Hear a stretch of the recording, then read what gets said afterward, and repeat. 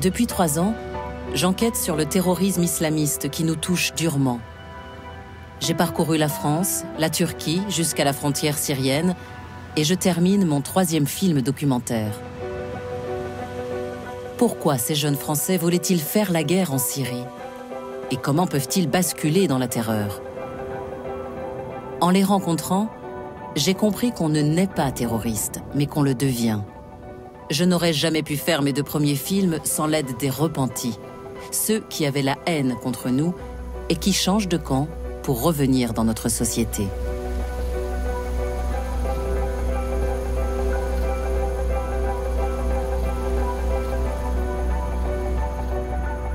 Aujourd'hui, on compte plus de 350 présumés djihadistes dans nos prisons françaises. Il y a toutes les personnes soupçonnées d'être en lien avec les filières du djihad. Le panel est large, entre la mère qui rentre de Syrie avec son bébé, l'adolescent qui de sa chambre fréquente des sites internet djihadistes en contact avec des terroristes en Syrie, et l'homme arrêté avec son stock d'armes en plein préparatif d'un attentat. Parmi toutes ces personnes, certaines expriment la volonté de se repentir. Dans quelle mesure peut-on leur faire confiance? Comment évaluer leur dangerosité? Peut-il y avoir une alternative à la prison? Peut-on se servir de leur expérience pour combattre la radicalisation?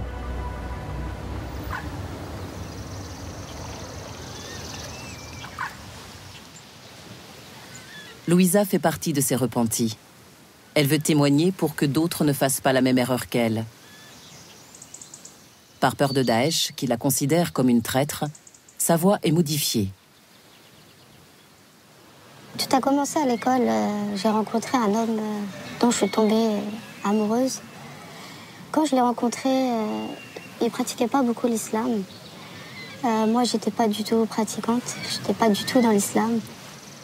Elle se marie très vite avec ce jeune homme qui lui demande de se convertir. Tout bascule lorsque son mari est incarcéré 3 ans pour violence avec arme. Il se radicalise derrière les barreaux. À sa sortie de prison, il ne rêve plus que de partir en Syrie vers la terre promise avec Louisa et leur fille de 3 ans. Son objectif, c'était mourir martyr parce qu'en fait, il voulait rejoindre Allah. La vie sur terre, pour lui, n'avait plus aucun sens. Sa femme, sa fille, passaient après Allah. J'ai décidé de suivre mon mari par peur qu'il prenne ma fille et par peur des représailles, en fait. Car mon mari m'avait dit, si tu dis quoi que ce soit à la police, ça va très mal se passer pour toi.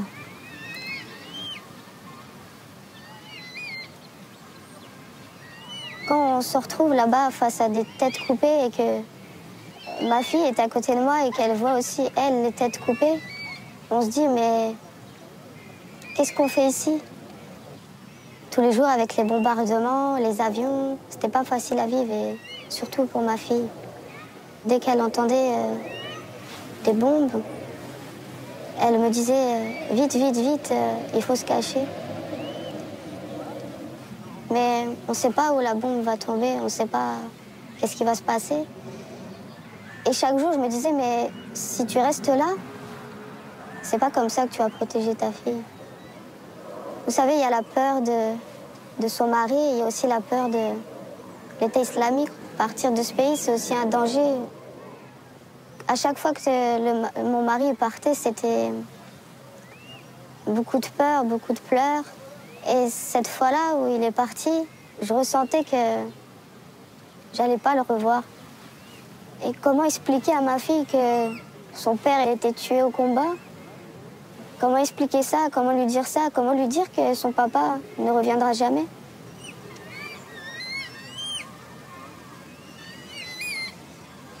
Et à partir de ce moment-là, je me suis dit, il faut que tu partes. Il faut que tu préviennes ta famille, cette fois-ci, il faut que tu aies le courage. Que je reste ici ou que je parte, dans les 2 cas, je risque ma vie. Louisa a eu le déclic à ce moment-là. Elle est revenue grâce au soutien de sa famille qui a payé des passeurs. Même si elle a vécu en Syrie 2 ans, la justice ne l'a pas mise en examen. Elle considère qu'elle est partie sous contrainte de son mari. Pendant sa garde à vue, les policiers de la DGSI lui ont demandé de parler aux jeunes filles qui prêtent allégeance à Daesh. Mais en France, contrairement à d'autres pays européens, il n'y a aucun programme pour s'appuyer sur la parole des repentis. Louisa ose l'apprendre aujourd'hui. Cette jeune mère de famille vit libre chez ses parents. Mais après la grande vague des attentats, la justice ne prend plus le risque de faire le tri entre les repentis et les autres. Ils sont tous systématiquement incarcérés dès leur retour. Ils sont ainsi plus de 350 prisonniers dans l'attente d'être jugés.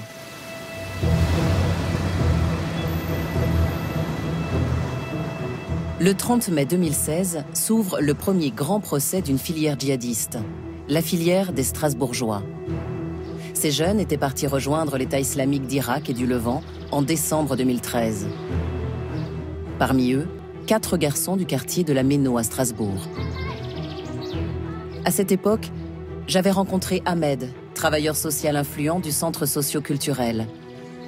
Il était membre actif du premier collectif de France contre l'endoctrinement, créé par les associations du quartier de la Méno. Avant les fêtes de Noël, j'apprends comme quoi, on me dit « Ouais, tu es au courant ?» J'étais au courant de quoi? Je dis ben t'as les gars qui sont partis en Syrie. Les gars qui sont partis en Syrie, qu'est-ce qu'ils sont allés foutre en Syrie? Tu rigoles ou quoi? Non, si, des gars du quartier sont partis en Syrie. Mais non, c'est pas possible. Si, et quand on me dit les noms, je tombe encore plus sur le cul. Parce que ces personnes-là sont des gens qui sont d'une gentillesse, qui sont d'une qualité. Je peux même pas l'expliquer. Toujours la main sur le cœur, prêt à rendre service, et surtout beaucoup d'humour, beaucoup de qualité. Je me dis non, mais j'y crois pas. Personnellement, j'y crois pas.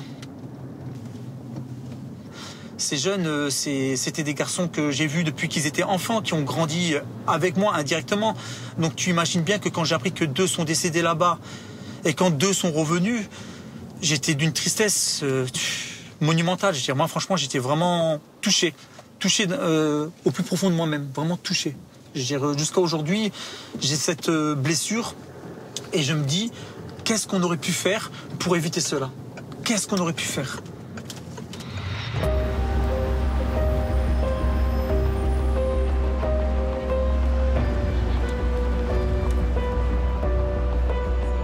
À Paris, le procès qu'Ahmed attend depuis 2 ans arrive enfin. Il veut témoigner en faveur de ses 2 amis qui s'étaient engagés bénévolement dans les associations de quartier. Ils sont restés 4 mois en Syrie. Quel est leur degré de dangerosité? Ils sont rentrés en France sous la pression de leurs compagnes avant la création de Daesh. Qu'ont-ils fait en Syrie? Dans le box des accusés, certains arborent la barbe prophétique. Faut-il y voir le signe de leur radicalisation en prison ou une provocation liée à une détention difficile à vivre? Ce procès événement va donner le ton d'une longue série à venir.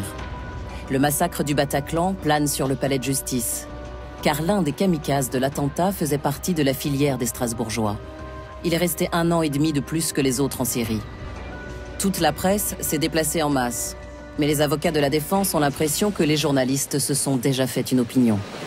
Dans quel état d'esprit ils sont aujourd'hui? Ils sont combatifs et ils ont surtout envie de s'exprimer. Ça fait 2 ans qu'ils ont la sensation de ne pas pouvoir le faire. Donc ils vont pouvoir s'exprimer, raconter quel était leur état d'esprit au moment du départ, quel a été leur état d'esprit pendant ce voyage et quel est leur état d'esprit depuis leur retour, c'est-à-dire presque 2 ans.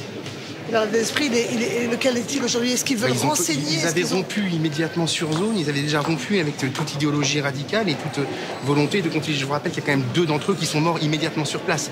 Donc ça refroidit un tout petit peu. Il ne faut quand même pas oublier qu'on est sur des faits qui interviennent en 2013, qu'aujourd'hui nous sommes en 2016 et que dans l'entretemps, il y a eu des événements effectivement dramatiques en France qui changent sans doute notre perception de la situation, mais à l'époque où ils sont partis, ce n'était pas du tout le cas. Je ne pense pas du tout que le dossier montre que ce pourrait être leur motivation au moment où ils partent, que de commettre des faits aussi graves que ceux qui ont été commis le 13 novembre. Je déplore vivement que la presse aujourd'hui soit une presse qui pratique l'amalgame. Car la seule chose qui vous intéresse ici, c'est le frère Foued qui est mort au Bataclan. Vous n'avez rien à faire du reste et vous essayez de faire coller à Karim qui va être jugé les faits de son frère. Ça n'est pas possible. Il regrette d'être parti en Syrie? Écoutez, les procès se font dans les salles d'audience, pas devant les caméras.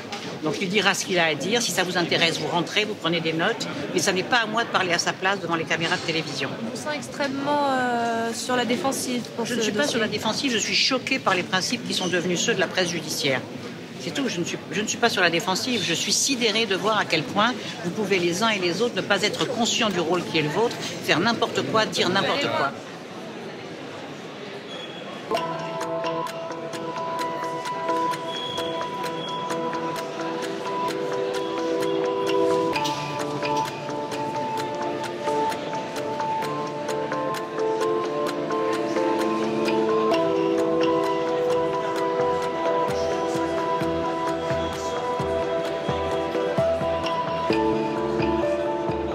Cinq heures plus tard, Ahmed sort de la salle d'audience pour raconter les débats.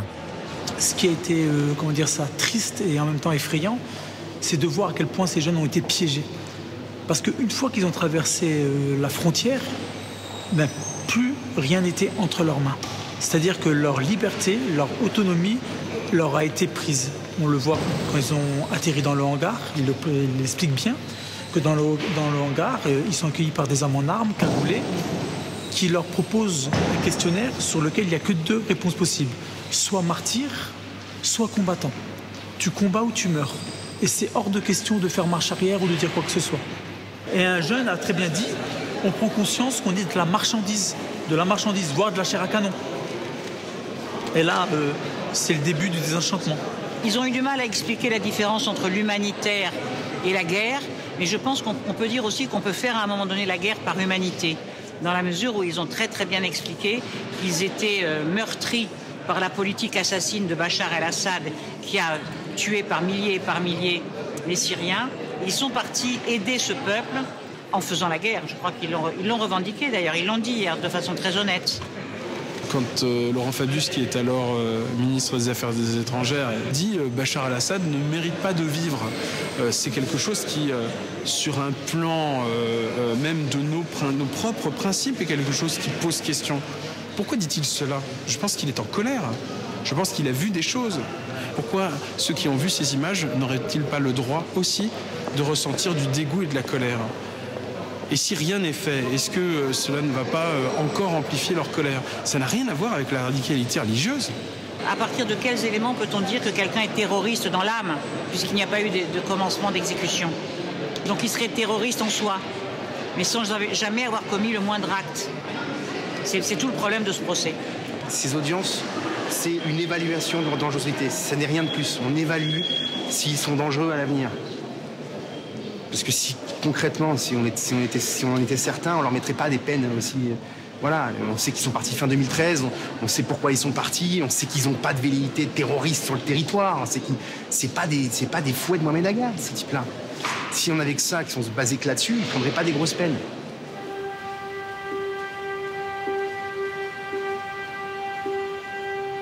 Le procès a été rejugé en appel à la demande du ministère public pour augmenter la longueur des peines. Après 3 années de prison, certains ont déjà basculé dans l'idéologie de la terreur. Comment être sûr qu'à leur sortie, ils resteront inactifs? Quant aux autres, repentis, comment leur permettre de revenir dans notre société?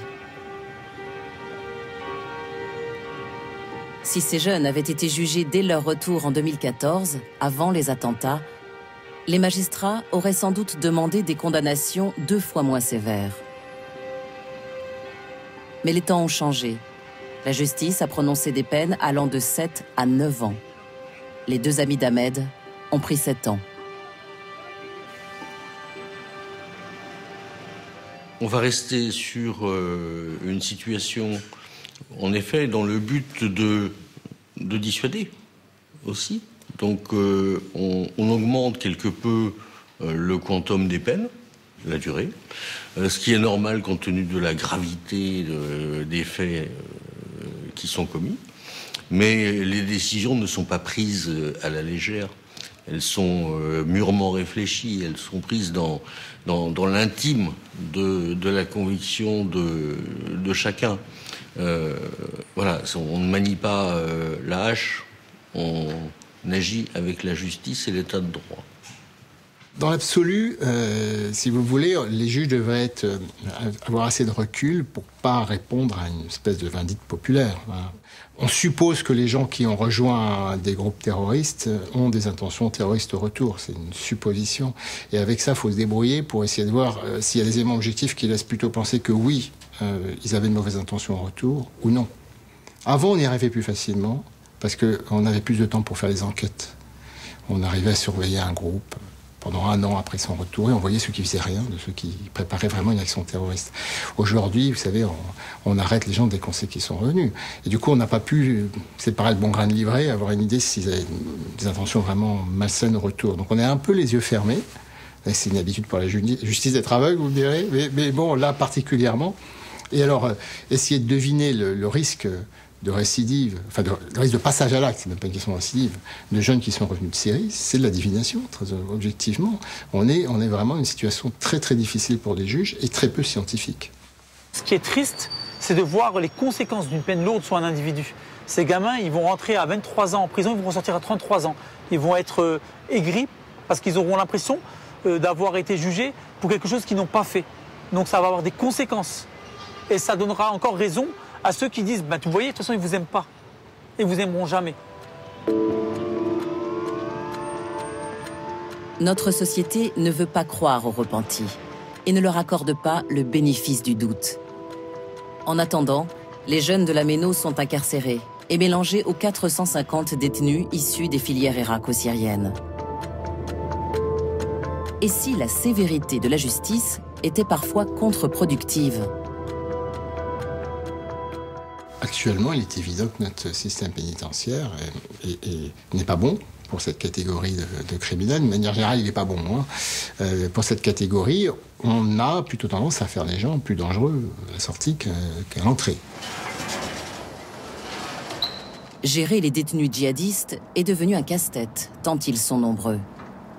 Pour les éloigner des autres et stopper le prosélytisme galopant, le directeur de la prison de Fresnes décide en 2015 de les regrouper dans des unités dédiées. Cette initiative est reprise dans 3 autres établissements, même si chacun redoute des effets de groupes dangereux. Le 4 septembre 2016, un détenu tente de tuer un gardien. Les unités dédiées et la prise en charge éducative qui l'accompagne sont supprimées. Marina Pajoni a travaillé dans l'unité dédiée où a eu lieu l'attaque. Elle aide les détenus à se reconstruire et à se réinsérer dans la société, dans le cadre du service pénitentiaire d'insertion et de probation, qu'on appelle aussi le SPIP. Nous, on n'est pas là pour déradicaliser les gens, on est là pour faire que leur radicalisation religieuse ne les conduise pas à un passage à l'acte violent. La prise en charge de l'administration pénitentiaire, elle est là. On ne va pas dire à la personne ce que vous croyez, c'est faux. L'objet n'est pas là. L'objet est de dire aux personnes: vous avez le droit de penser que votre religion est celle-là, que vous devez vivre de telle ou telle façon. Et c'est en ça que la démocratie est respectée, à mon avis, sur le respect de la liberté individuelle. Mais le respect de la liberté individuelle s'arrête au moment où on va enfreindre les règles de vie en collectivité.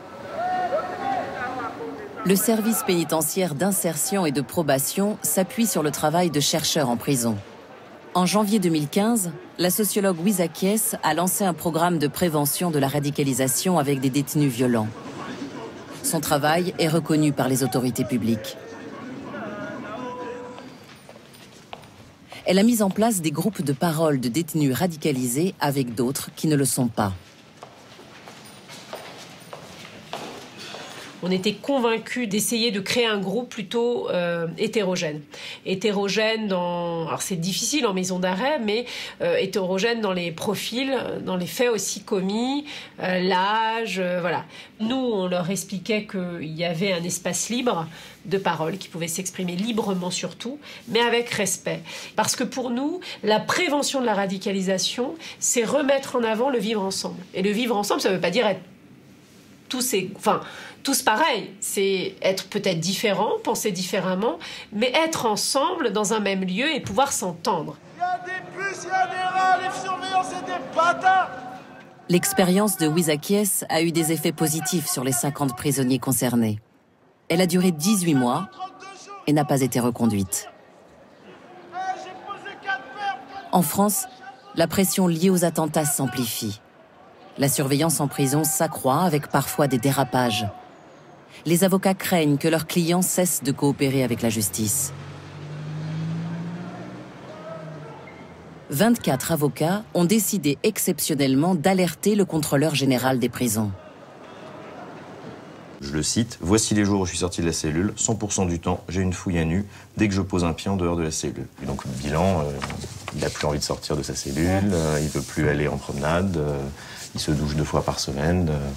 Et les surveillants eux-mêmes disent bien qu'ils ne prennent pas particulièrement de plaisir à appliquer ces directives, mais qu'en l'état, comme on leur a imposé, ce n'est pas la contrôleur générale des prisons qui pourra le changer immédiatement. Toutes les semaines, ils m'envoient des lettres en me disant, voilà, aujourd'hui, les surveillants sont venus dans ma cellule.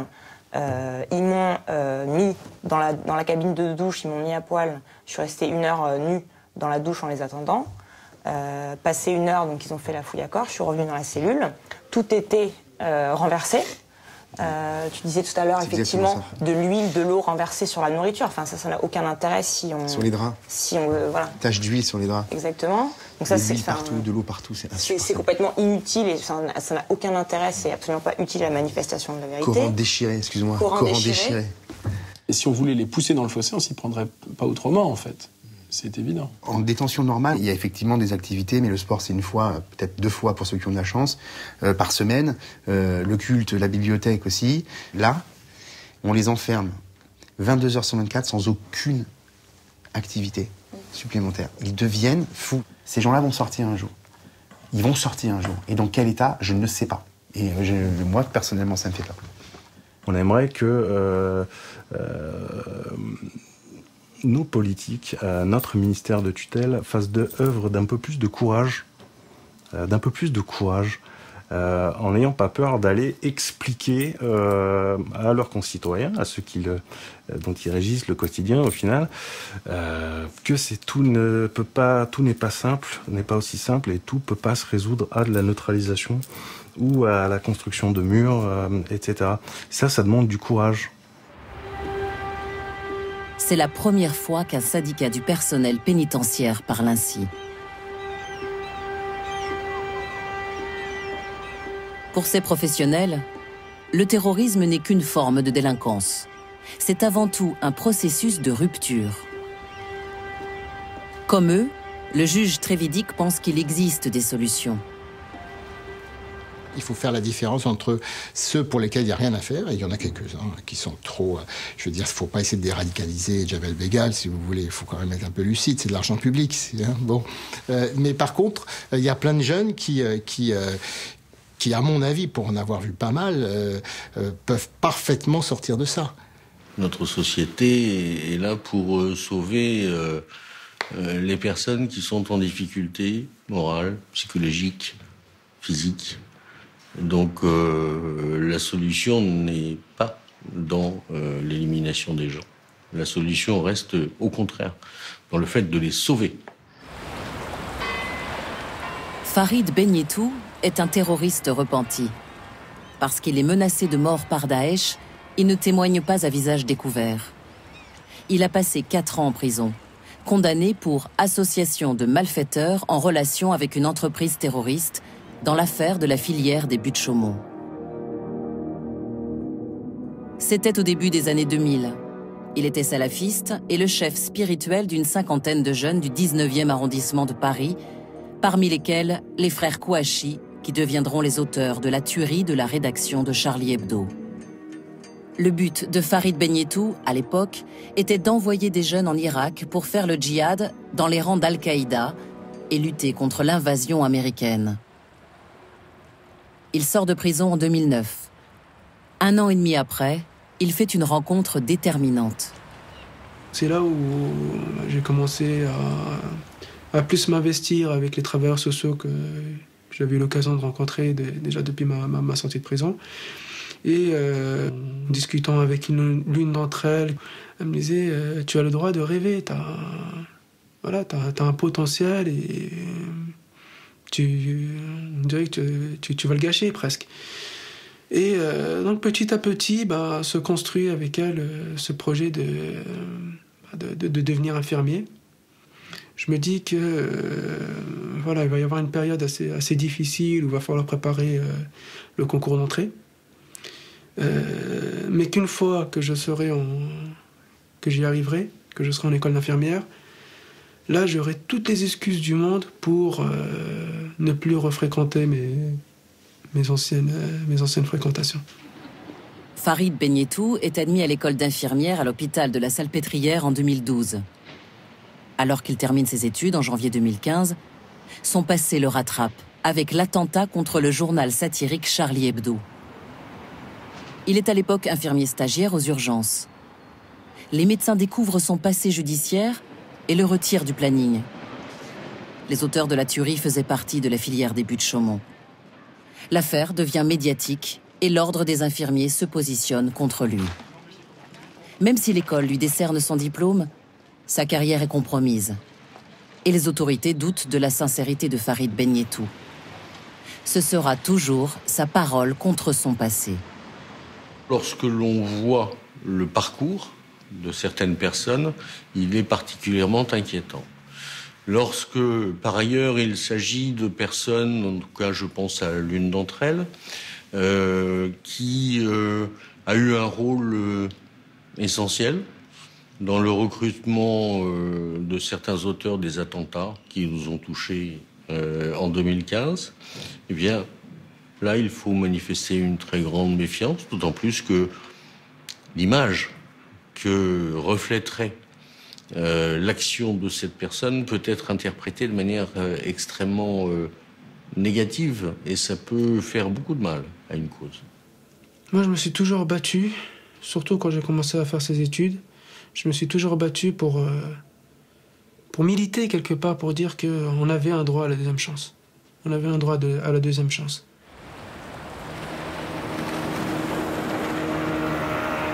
Farid Benyetou décide alors de s'engager contre le terrorisme. Il rencontre Dounia Bouzar, spécialiste du désembrigadement djihadiste. Avec elle, il écrit un livre sur son itinéraire. Son éditeur choisit alors de le sortir au moment de la commémoration des attentats, et Thierry Ardisson l'invite à son émission de télévision 2 ans jour pour jour après les attentats de Charlie Hebdo. Je sais qu'il y a déjà un débat pour savoir s'il fallait vous inviter ou pas, Farid. Moi, je pense qu'il faut vous inviter, je pense qu'il faut vous écouter et qu'il faut se faire une idée. Farid, dernière question.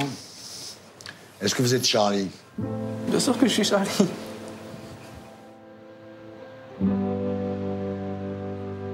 Son geste choque et fait scandale, car l'opinion publique est encore traumatisée par les attentats qui s'enchaînent. A-t-il agi par maladresse ou par provocation? Dans un dernier communiqué, Farid Benyetou s'excuse auprès des victimes des attentats qui auraient été offensées par ses apparitions médiatiques. Il décide de ne plus intervenir publiquement. Et toutes ses actions de repenti seront désormais faites sous le sceau de l'anonymat.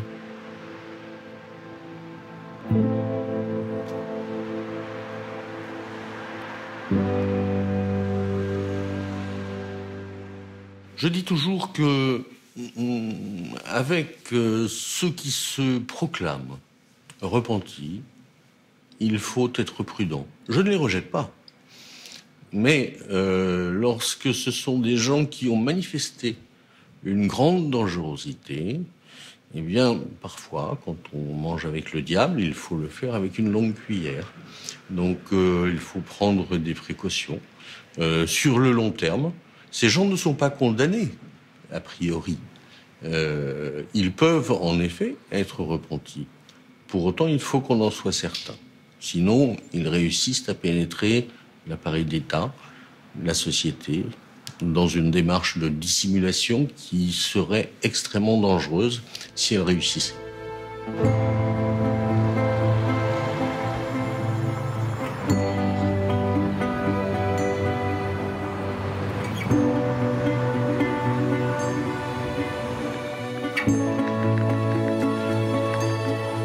La seule personne qui est prête à embaucher Farid Benyetou est Dounia Bouzar.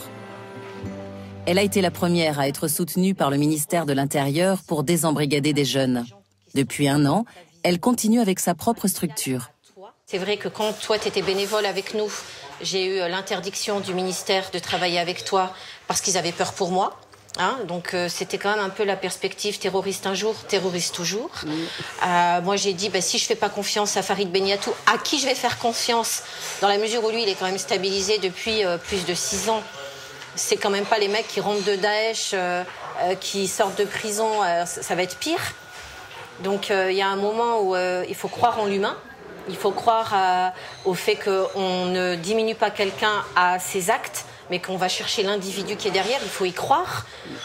Comme avant, je croyais à des gens qui avaient trafiqué la drogue pendant 5 ans ou qui avaient fait des cambriolages, des hold-up pendant 10 ans, parce que si on ne croit pas en l'humain qu'il y a derrière et à la capacité de rédemption, c'est terminé. On ne fait plus rien. On ne peut plus rien faire. Et moi, je savais que tu pouvais nous aider et sortir de ce cercle vicieux et dire il y a une vie après Daesh. Moi, je pense que ceux qui sont dans c'est pas une question de repentir, qui sont resocialisés et qui veulent aider, en tout cas, qu'ont cette aura d'anciens moudjahid, peuvent nous être très utiles dans le discours à apporter à ceux qui sont radicalisés.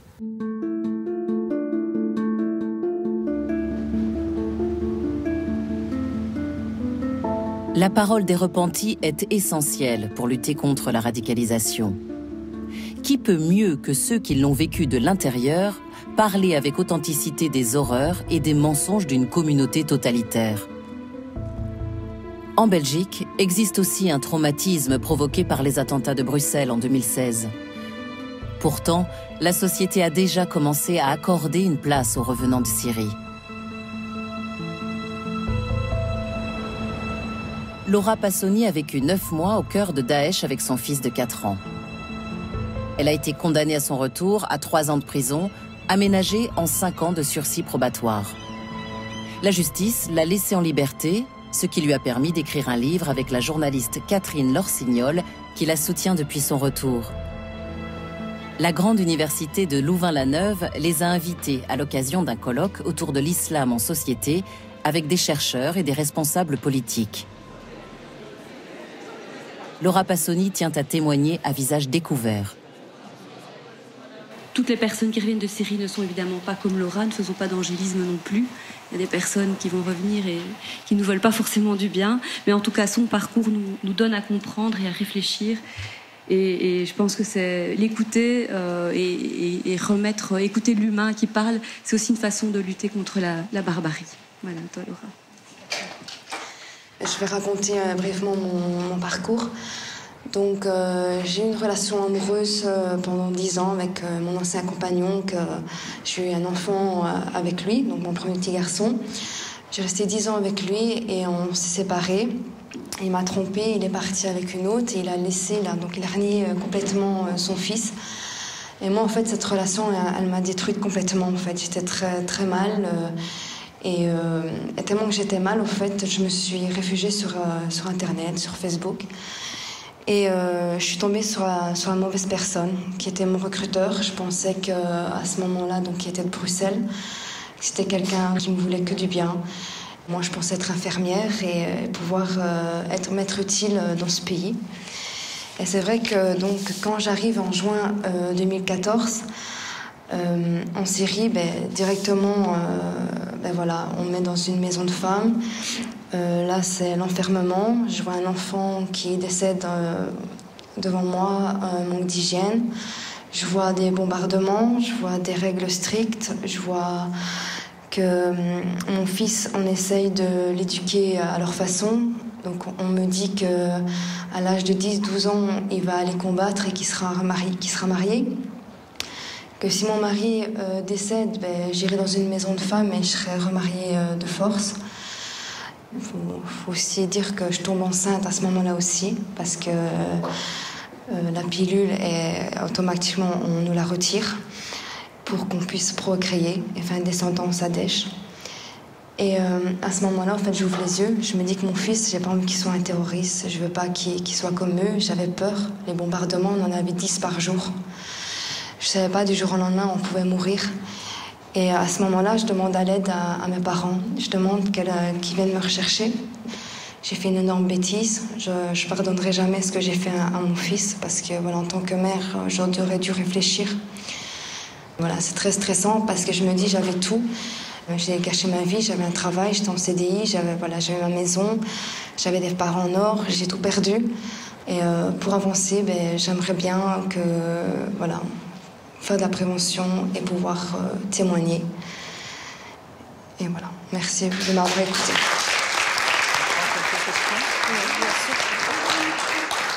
Laura Passoni intervient aussi dans les écoles. Elle prépare avec une enseignante un projet pédagogique axé sur son livre et son témoignage. En France, ce type d'initiative est interdit par l'éducation nationale. Chapeau, merci. Je ne suis pas certaine que j'oserais en parler, moi. Parce que vous nous expliquez tout, mon livre. Oui. Vous n'avez aucun tabou. Non. Que ce soit le retour, la grosse... Enfin, tout. C'est ça, en fait, que je pense que c'est important de mettre tout sur table, quoi. Je veux dire, parce que moi, mon but, c'est vraiment pour que ces jeunes ne fassent pas la même erreur que moi. Donc, il faut vraiment que je leur dise ce qui se passe vraiment, en fait. Parce que si je leur dis pas ce qui se passe vraiment, c'est pas des bisounours là-bas. Ah non, du tout. On a une mission. Voilà. Enfin, en tant qu'enseignant, ça, c'est ma vision. Je dis, tout à fait. On est tout aussi coupable de ce qui se passe. L'enseignement doit à un moment donné donner des références, doit donner un cadre, doit expliquer les choses et ne pas avoir peur. C'est pas évident d'affronter aussi le regard des autres. On a vu des commentaires sur des sites internet, sur des articles de presse qui sont très très violents à son encontre. Donc elle a vraiment beaucoup de courage. Et moi, oui, ça force le respect, ce courage-là. Vraiment, c'est une famille que je vais continuer à côtoyer parce que je pense que je pourrais pas faire autrement. Par rapport à la société, je perds pas espoir de retrouver un travail et je me battrai pour ça, quoi. Je veux dire, il n'y a pas de souci. Maintenant, je comprendrais qu'il y a des gens qui ont peur parce que voilà, on a un casier judiciaire et qu'on était parti en Syrie, ça je peux comprendre. Mais si nous, on arrive à les persuader, à communiquer avec eux, à essayer d'avoir un dialogue, un échange, voilà, moi j'ai de l'espoir.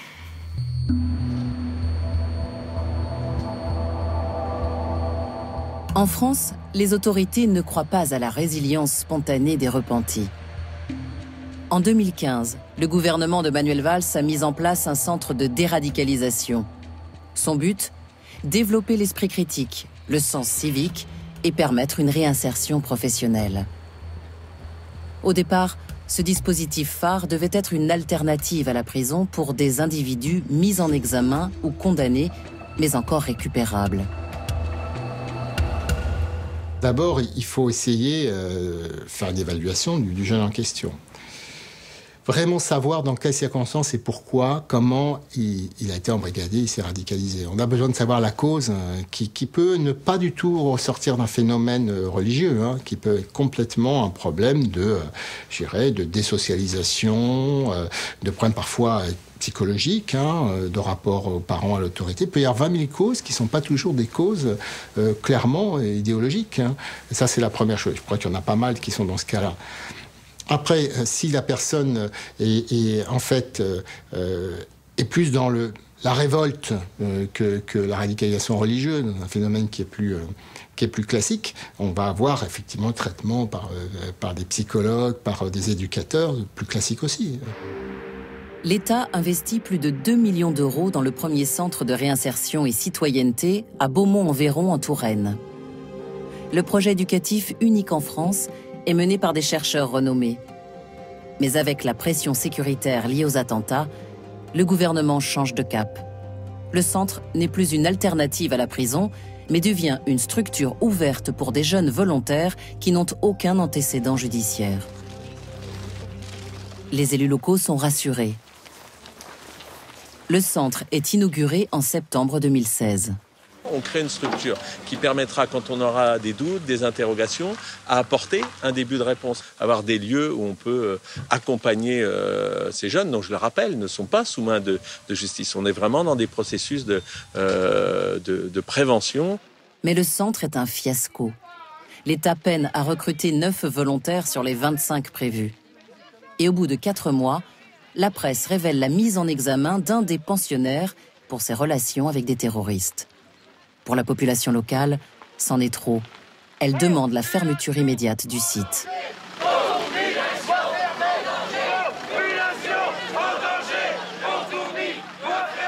Depuis le mois de septembre, depuis l'ouverture, ils nous ont mis un djihadiste, un fichier S, une personne qui rentrait de Syrie.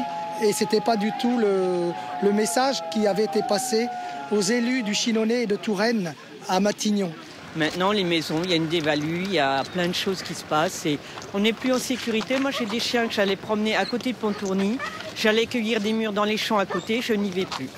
Bah, on l'a pas la solution, madame. Madame, on l'a pas, l'État il l'a pas, nous on l'a pas. Nous non plus, si nous on l'a pas la solution, là-haut, s'ils l'ont pas, nous on va pas l'avoir la solution. Hein. On ne sait pas ce qu'il faut faire. Mais déjà il faut arrêter de les regrouper, et c'est très mauvais, c'est très mauvais. Alors si pour les déradicaliser, il faut les mettre en Corrèze ou en montagne, encadrés par des militaires, et pendant 6 mois, ils sont comme dans les bootcamps aux États-Unis.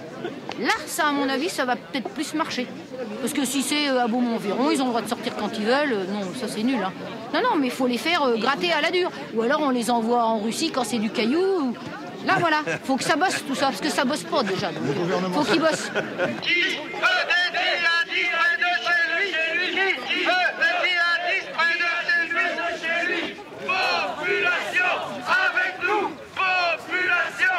Parmi la centaine de manifestants, une dizaine de militants de Génération Identitaire, un groupuscule d'extrême droite venu de Nantes, Angers et Paris pour rajeunir le cortège. Ils aident aussi à l'organisation de la manifestation. C'est un échec lamentable. Les islamistes ne sont pas des malades que l'on pourrait soigner, ce sont des ennemis qu'il faut combattre. Donc nous nous opposons à ces centres de déradicalisation qui sont une gabegie financière et même une mise en danger de la vie des riverains. Les gendarmes avec nous! Les gendarmes avec nous! Mais c'est vrai, je reconnais aussi, il faut être honnête, que bon, les gens qui étaient là, moi je les ai vus 2-3 fois, mais bon, ils n'ont pas posé de problème. C'est vrai que localement, on n'a pas eu d'agression, on n'a pas eu de... Mais bon... Devant l'hostilité des habitants, le dernier pensionnaire a quitté les lieux. Les élus se sont prononcés pour un moratoire. Le nouveau gouvernement a gelé le recrutement d'une nouvelle promotion. Il réfléchit à l'avenir du centre. Les centres de réinsertion donc, et de citoyenneté, c'est quelque chose de nouveau. C'est quelque chose qui est j'allais dire, c'est la première marche de l'escalier. Si on ne construit pas la première marche, on n'aboutira jamais à la seconde. Mais il faut avoir le courage de poser la première. Si la première n'est pas suffisante, on posera la deuxième. On va avancer comme cela. On évoluera dans les critères de recrutement. On évoluera dans les programmes éducatifs, pédagogiques, de réinsertion, etc. Rome ne s'est pas fait en un jour. Eh bien, un centre de réinsertion et de citoyenneté ne se fait pas non plus en un jour. J'ai repris la route. Avec la violence des combats, un flot de familles brisées se rapproche de la frontière turque. Leur donne-t-on une chance de revenir en France? Comment gérer les situations chaotiques de familles déchirées par le djihad? Et que faire des victimes collatérales que sont les enfants? De sa propre initiative, Abdelhakim a quitté Lyon pour la frontière turco-syrienne. Ses filles sont bloquées en pleine zone de guerre. Son ex-femme les lui a enlevés il y a 2 ans pour partir en Syrie avec son nouveau mari djihadiste. Il est mort au combat. Elle veut rentrer en France et a appelé au secours Abdelhakim. C'est la petite dernière qui a 5 ans. Elle est trop mimi. À 5 km, c'est la frontière syrienne et mes enfants sont de l'autre côté, à environ 7 km de la douane d'Okilis, Bab al-Salam. Je ne sais pas quand est-ce qu'ils pourront sortir.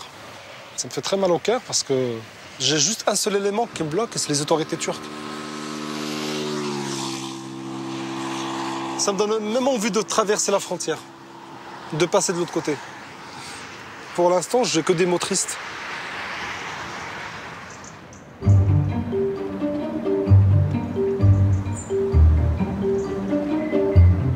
mois plus tard, Abdelhakim est rentré à Lyon. Il a réussi à faire sortir clandestinement ses filles et son ex-femme de Syrie. Abdelhakim a la garde exclusive de ses filles. Elles sont tenues éloignées de leur mère, qui a été incarcérée dès son arrivée sur le sol français. Elles ne pourront la revoir que dans le cadre carcéral. L'État réfléchit à la création d'un centre mère-enfant qui permettrait d'avoir une solution plus douce que la prison et les foyers d'accueil. Allez, c'est bon, on arrête. Allez. Allez, hop, dans le lit. Donc là, elles s'amusent bien parce que voilà, je suis leur papa. Avant même qu'elles aillent en Syrie, on était comme ça. Et puis c'est vrai que là, je dois dire que depuis qu'elles sont venues, je me suis plus attendri. C'est-à-dire que je les punis beaucoup moins, etc. Bon, je pense que ça va sûrement reprendre parce que les enfants, ils leur font une éducation correcte. Petite poupée. Elle est cachée derrière. Mais tu sais qu'on n'est plus en Syrie. Bah oui. Tu sais que tu risques plus rien. En tout cas, c'est vrai que bon, elle me réclame la nuit, hein, quand même. Elle demande à ce que je dorme à côté d'elle. Tu as vu d'autres choses qui t'ont fait peur comme ça? Beaucoup de vidéos.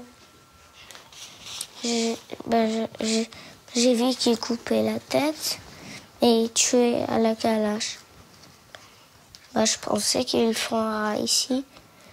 Tu te rappelles la dernière fois, elle a vu un avion?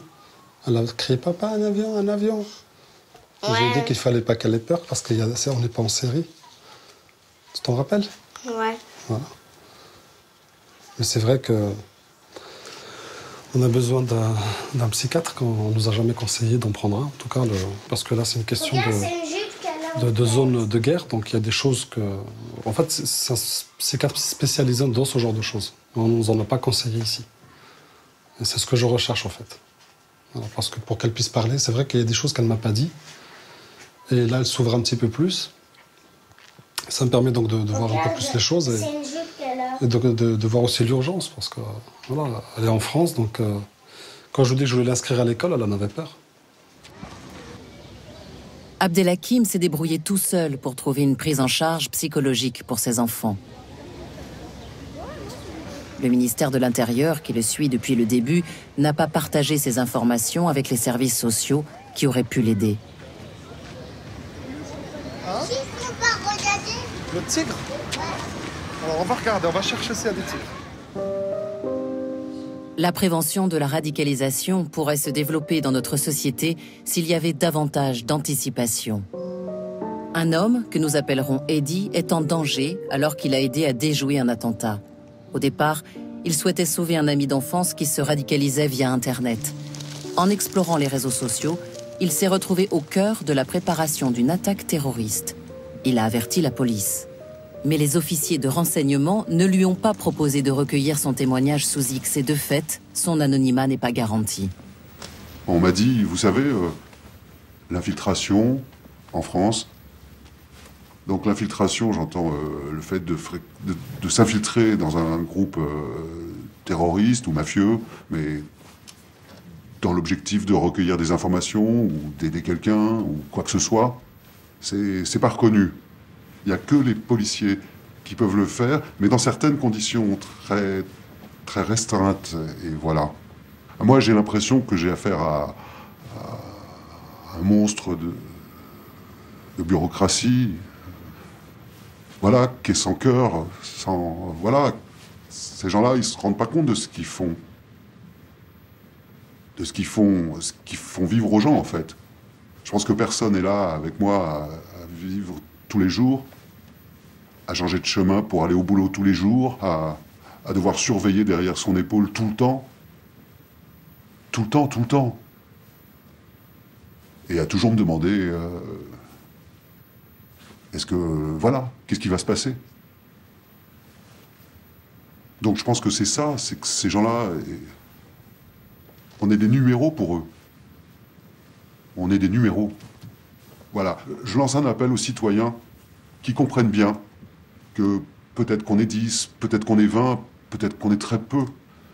Mais c'est un sujet qui est capital. Parce que ça peut sauver des vies.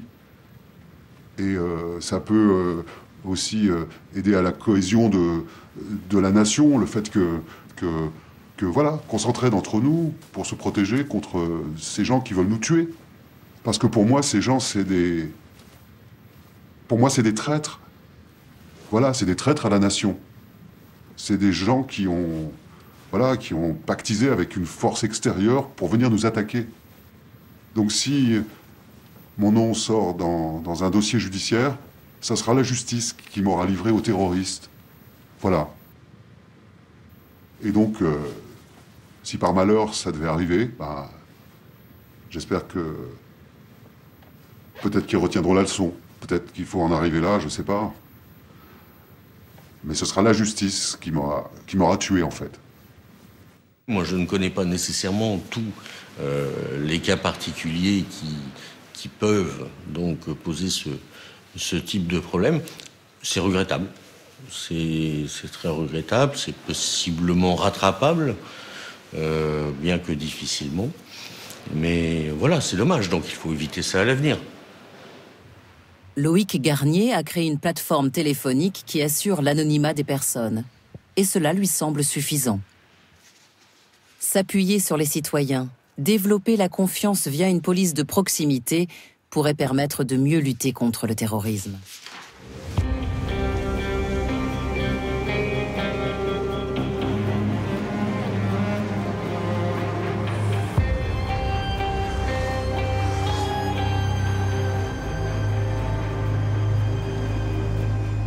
Dans la société civile, des actions moins médiatiques que le centre de réinsertion en Touraine se mettent en place. Des réseaux de prévention de la radicalisation se développent grâce à des structures existantes. Missions locales, maisons des adolescents, conseils départementaux et associations de terrain. Farid Abdelkrim a créé une structure de prévention de la radicalisation. Ce repenti, ancien islamiste devenu comédien, a monté un one-man show. Il joue son spectacle dans des salles municipales, des lycées et des prisons. Farid Abdelkrim s'est radicalisé à la mort d'un très bon ami, Radouane, tué par un gendarme au cours d'un cambriolage en 1985. Il a consacré 15 ans de sa vie aux frères musulmans avant de comprendre qu'ils étaient porteurs d'une idéologie redoutable. L'éloge du doute, ça n'existe pas chez eux. L'éloge du scepticisme, le fait de pouvoir s'interroger à un moment donné, de ne pas être sûr, de se dire bon peut-être que là je vais réfléchir un peu. Non, on doit absolument être dans l'affirmation, dans la confirmation. Il n'y a pas de place à la discussion. Puisque c'est Dieu, puisque c'est le prophète, puisque c'est l'islam, il n'y a pas à discuter. C'est tout ça qu'il faut essayer de bousculer un peu. Quand je fais un spectacle, je veux absolument pouvoir discuter avec les gens derrière. C'est pour moi fondamental. Si je ne discute pas avec les gens derrière, j'ai l'impression d'un travail inachevé, d'une action, d'une œuvre qui n'est pas aboutie. Comme Farid Benietou et Laura Passoni, il a rencontré quelqu'un qui a cru en lui. Un metteur en scène l'a soutenu et lui a permis d'entamer une carrière artistique. Son one-man show tourne en dérision l'interprétation extrémiste de l'islam. Aujourd'hui, il joue dans la prison de Nancy pour les détenus de droit commun et anime un débat après le spectacle. Islamiste ne veut pas dire terroriste. Pas forcément, non. Voilà, non, en ce qui nous concerne. Ouais. Ah ouais, c'est devenu compliqué, vous avez raison de le dire. Entre le musulman, l'islamiste, le fondamentaliste, l'intégriste, l'extrémiste, le djihadiste, le terroriste, c'est vrai que dans la tête des gens, on a beaucoup de mal à... Nous, on n'a jamais usé de violence. On voulait juste faire de la politique, mais c'est quand même quelque chose de préjudiciable selon moi. Je me rappelle qu'à l'époque, il y avait des frères musulmans qui venaient en bas dans le quartier pour parler, pour discuter avec les jeunes gens, pour, je sais pas, les entraider comme du sexifompe avec le secours catholique, des petits trucs comme ça, qui n'existaient plus aujourd'hui en fait. Non, mais avant, c'était même des éducateurs. Ouais, des éducateurs qui ont enlevé tout ça, justement. Les musulmans, je sais pas si c'est voulu, si c'est fait exprès, que ça n'existait plus. Et sachant que les pouvoirs publics, ils ont abandonné. Alors j'y arrive. Avant, on sentait quand même un soutien plus ou moins de l'État. Et maintenant, 2016, ça y est, il n'y a plus de... Justement, j'y arrive. Avant, il y avait ce qu'on appelle l'éducation populaire. Il y avait toutes les structures qui fonctionnaient et beaucoup de gamins avaient accès à la culture. Ils allaient en vacances, ils allaient visiter des machins. On mettait à disposition, je me souviens, des bibliothèques, il y avait un peu de lecture. Aujourd'hui, ça a tendance à avoir disparu en grande partie. Et ce qui tue beaucoup de gamins, ce qui les amène à dériver, à sombrer dans le sectarisme, c'est qu'ils n'ont plus de culture. Par exemple, dans mon quartier, il y en a 40 qui sont partis en Syrie. Il y a 40 personnes qui sont parties dans la vie. C'est énorme, c'est énorme. Là où il n'y a plus d'éducation populaire, il faut mettre des moyens pour faire un maximum d'activités en direction de ces gamins, pour qu'ils ne soient jamais intéressés pour aller vers ça.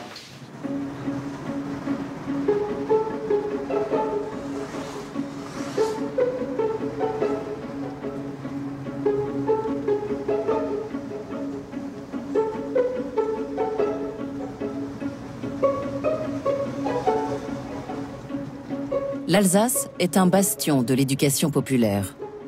À Strasbourg, le centre socio-culturel de la Méno n'a pas attendu les subventions de l'État pour agir. Ahmed met à profit son expérience d'animateur pour sauver des jeunes en perdition. Après le départ de ses 4 amis, membres de la filière des Strasbourgeois, il s'était naturellement mis en alerte. En 2015, le jeune Samir, manipulé par des recruteurs, croit partir faire de l'humanitaire en Syrie alors que les combats font rage. Au dernier moment, il renonce. Il brûle ses billets d'avion la veille de son départ. Moi, au jour d'aujourd'hui, je sais que je peux. Je peux recommencer ma vie, je peux oublier. Pas tout à fait oublier parce que c'est quand même une étape de ma vie qui m'a appris beaucoup de choses et qui m'a appris à avoir un esprit critique parce que, comme il dit mon animateur au centre, faut pas se fier qu'à une seule source. Sur le moment, on se dit, hop, j'ai un but, je vais le faire. Allez hop, il y a des gens qui souffrent. Ce que je vais faire, c'est que je vais les aider. On se dit pas comment, pourquoi, à qui, nanana. On se dit pas. On se pose pas ces questions-là. Et c'est obligé de les poser. C'est obligé parce que tu vas pas mettre les pieds quelque part où tu sais pas ce qui va t'arriver en fait. Tu vas pas mettre les pieds quelque part où tu connais pas ton avenir. Et tu vas pas y aller comme ça pour le fun, on va dire. Faut poser ces questions-là. C'est quelque chose de primordial, voilà. Mais moi, je me le suis pas posé. Et je pense que la plupart des gens à qui c'est arrivé, ils se posent pas ces questions-là. Ils se les posent après. Ici, dans les rues de Strasbourg, dans les rues de Paris, dans les rues de Marseille, dans les rues de Besançon, à Bordeaux, il y a partout des injustices, il y a partout de la tristesse, faut aider partout. Il y a des associations, ils ont besoin de toi. Il y a beaucoup de gens qui ont besoin de toi. Du coup, je pense que fréquenter un centre socio-culturel, avoir des relations en dehors de l'école, c'est très important. Aussi parce qu'on peut voir comment les autres pensent. Il faut tout analyser en fait. Comment les gens pensent, leur façon de voir les choses, et c'est important. Et ce que tu dis, c'est très juste. Moi, franchement, je cautionne ce que tu dis, que la grande majorité des gens qui sont partis sous les théâtres d'opération en Syrie sont des personnes qui ont souvent des difficultés sociales. Ils ont du mal à s'inscrire dans la société. Et ça se devient des proies. Si la personne cherche du boulot, mais à chaque fois qu'on la remballe, moi, parce que j'en fais partie de ces personnes-là, ça démoralise. Et en plus de ça, si on reste jusqu'à 4-5 heures du matin devant son écran, on tombe sur des sites qui sont peu recommandables. Et forcément, l'endoctrinement, et malheureusement, c'est des personnes aussi qui n'ont pas fait beaucoup d'études, donc forcément, leur esprit, il est malléable. J'ai remarqué que maintenant, vous mettez plus en question des choses et que vous allez chercher vous-même à la source des choses. Alors que je trouvais qu'au début, les gens, vraiment, combien de fois on a entendu ça? Mais je l'ai vu sur Internet, je l'ai vu sur Facebook, où j'ai vu tel hadith. Et franchement, on avait vu qu'à un moment, et je te le dis quand même, il y avait, ça c'était très fort de la part de ces personnes-là, c'est qu'ils copiaient la forme par laquelle est écrit les versets du Coran ou les hadiths, et ils prenaient une partie de vrai, une petite partie de faux, ils faisaient des mélanges, mais le but était d'arriver à te mettre dans la tête une façon de penser. Une façon de penser. Et c'est vrai que si tu faisais pas attention, si tu prenais pas les vrais textes, et si en plus tu reprenais pas le contexte du texte au moment où il a été écrit, si tu cherchais pas à discuter avec des théologiens... Ça, c'est la faiblesse de notre génération. Ahmed organise depuis 3 ans des groupes de parole en prévention de la radicalisation où les jeunes sont en confiance et peuvent exprimer leurs doutes et leur colère. Aujourd'hui, il a invité Farid Benyetou à la Méno. Il espère que cet ancien recruteur de djihadistes apportera des réponses aux interrogations des jeunes. Pour Farid Benyetou, c'est un acte important dans sa démarche de résilience. Et quels qu'en soient les risques, il témoigne pour les aider à développer leur esprit critique. Une 50aine de jeunes viennent l'écouter au centre socio-culturel. Mon histoire, elle commence un peu à l'adolescence. J'étais dans une famille qui était toujours religieuse. Et on a toujours eu cette éducation depuis qu'on est petit, on allait au cours arabe, on allait dans les conférences, on étudiait la religion. Donc ça a toujours été notre repère, la religion. Jusqu'à, comme je vous ai dit, à partir de à peu près à l'âge de 15 ans, mon père découvre la mort de sa mère. Et là, il s'effondre complètement et il se met à boire. Mais vraiment à boire. Ça devient un clochard, en fait. C'est là où je découvre des frères, à l'occasion d'un mariage, des salafis. Quand je les ai vus, j'ai vu des gens qui représentaient ce que je cherchais à ce moment-là. Je me suis dit, j'ai vu mon père couler quand il a abandonné la religion. Et là, je vois des gens qui pratiquent la religion, mais sans faire de concessions. Je me suis dit, moi, c'est comme ça que j'ai envie de vivre. C'est à ça que j'ai envie de ressembler. 15 ans, c'est l'âge à laquelle j'étais en fin de collège. Tous mes copains ils commençaient un petit peu à aller en boîte, commençaient à avoir 16 ans, ça y est, commençaient à fréquenter les boîtes de nuit, les anniversaires et tout, ça commençait à être quelque chose d'autre, les relations avec les filles, toutes ces choses-là. Et moi, je voulais être protégé de tout ça. Être un salafi, m'habiller comme les salafis, vivre comme les salafis, ça me protégeait de toutes ces tentations. La religion, pour moi, c'est vraiment ce qui va me sauver. Et là, on me dit la religion, c'est ce qui va sauver le monde. C'est encore plus grand. C'est pas juste me sauver ma propre personne. C'est sauver tout le monde. C'est apporter du bien autour de toi. Là, vraiment, j'avais l'impression d'être quelqu'un de différent des autres. Quelqu'un d'élu, même. Eh ben, la seule chose qui me reste à faire, c'est prendre les armes et aller combattre. Même s'il n'y a aucun projet viable, même s'il y a... Au moins d'être dans cette démarche-là, dans une démarche où tu prends les armes pour construire un État islamique, où on va appliquer la loi d'Allah. Tu meurs là-dedans, tant mieux, tu gagnes le paradis. Tu meurs pas là-dedans, mais au moins tu as été dans cette démarche. Tu auras été dans une autre dynamique. Et si tu restes ici en France, parce que moi c'était mon cas, je suis resté en France, t'encourages les gens à partir. Et les personnes que tu as recrutées, ils en sont où maintenant aujourd'hui? Il y en a qui sont morts. Et comment tu vis toi avec ça? Je veux dire, le fait que maintenant, par le biais de ton discours, ils ont couru à leur perte indirectement ou... Comment tu vis ça toi aujourd'hui? Moi j'ai besoin de ne pas y penser. Aujourd'hui je préfère ne pas y penser parce que... Il faut y penser. Hein. C'est dur, c'est dur. Quand il dit il essaye de ne pas y penser, Stéphanie, il essaye de dire ça dans le sens où c'est une blessure pour lui. C'est pas qu'il essaye de nier ce qu'il a fait, c'est plutôt dans le sens que c'est une blessure pour lui et que, voilà, il essaye de se reconstruire comme il peut. T'as l'impression qu'à chaque fois que tu vas te confier, qu'à chaque fois que tu vas dire aux gens, voilà, j'ai été un monstre, mais aujourd'hui j'ai envie de changer, on te renvoie simplement au fait que t'étais un monstre. Et un monstre ne peut pas changer, tu resteras un monstre toute ta vie. Et en me disant ça, on me pousse vers la replonge. Parce que j'ai replongé plusieurs fois. J'en suis sorti, j'y suis retourné. J'en suis sorti, j'y suis retourné. Ça reste difficile. Je dis pas que mon but dans la vie, c'est pas du tout d'y penser. J'ai besoin de faire ce travail. Je suis encore en train de le faire. Aujourd'hui, si je suis là avec vous, c'est une partie de ce travail. Il n'est pas fini. Mais ça reste encore difficile, ça reste encore douloureux. Et après, quand vous avez réussi à endoctriner les jeunes, vous les avez envoyés où? Ils sont partis en Irak à l'époque. Pourquoi vous êtes jamais allé plus tard? Vous n'avez jamais pensé à, je sais pas? Avant, déjà, je voulais partir. Avant, je voulais partir en Afghanistan. Plus tard aussi, je voulais les rejoindre. Mais pourquoi vous n'avez jamais fait le pas? Vous envoyez des gens, mais vous n'y allez pas. Marche. Pour moi, il fallait, quand j'étais là-dedans, il fallait aussi bien des gens qui combattent et des gens qui sont là en soutien pour défendre cette idée. Pour moi, on était quelque chose d'exceptionnel. Il n'y avait pas beaucoup de gens qui défendaient ça. La religion musulmane, c'est une religion juste, humaine et logique. Quelle que soit notre orientation et notre engagement, il faut garder ça dans la tête. Est-ce que ce que je fais, c'est juste? Est-ce que ce que je fais, c'est humain? Est-ce que ce que je fais, c'est acceptable dans la logique humaine?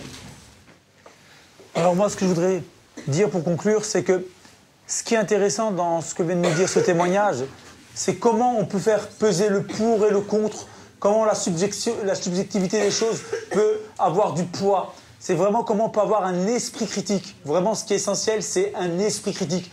Et pas se fondre dans la masse d'un groupe, mais rester en tant qu'individu, se respecter en tant que soi, en tant que personne. S'il a une idée qui va contre l'humain, elle n'a pas de sens. Elle n'a pas de sens. Voilà, c'est tout ce que je voulais dire pour conclure. Là, à cette heure-ci, tu parles avec, je sais pas, peut-être une vingtaine de personnes ici, une vingtaine là-bas. Tu peux peut-être changer des avis de certaines personnes, tu vois. Tu peux en sauver beaucoup plus, Inch'Allah, tu vois. Donc au final, retiens juste le positif dans ton parcours. Certes, même si la route elle est longue, ben, Inch'Allah, tu trouveras ta paix, tu vois.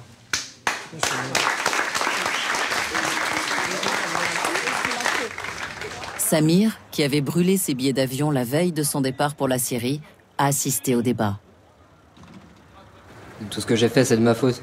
Et de venir au débat et de voir qu'il y a d'autres gens à qui c'est arrivé et qui en parlent, je me dis que je suis pas tout seul. Ça leur est arrivé, ils veulent aussi s'en sortir. Du coup, ça me fait du bien aussi de venir écouter ces débats, d'écouter d'autres gens parler, d'écouter les questions aussi. Des fois, j'aimerais y répondre, mais je préfère que personne ne sache que ça m'est arrivé. Personne vraiment au courant, à part ma famille et mon éducatrice. Le psychologue que j'ai vu, personne n'est au courant en fait. Et l'imam. Et je veux que ça reste ainsi en fait.